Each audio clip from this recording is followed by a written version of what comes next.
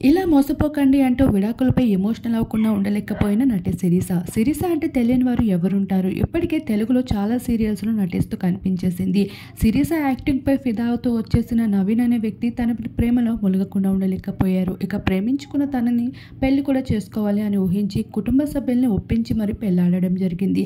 అయితే పెళ్లి సమయంలో వీరిద్దరూ జాతకాలు కుదరకపోయినా శిరీషని పెళ్లి చేసుకుంటే నవీన్ ఆర్థికంగా నష్టపోతాడు అంటూ చెప్పుకుంటూ వచ్చినప్పటికీ శిరీష ఉంటే నేను అన్ని జయించగలను అనే నమ్మకంతో పెళ్లి చేసుకున్న విషయాన్ని కూడా ఇటీవలి స్టార్ మా ఈవెంట్లో రివీల్ చేసుకుంటూ వచ్చేసింది శిరీష.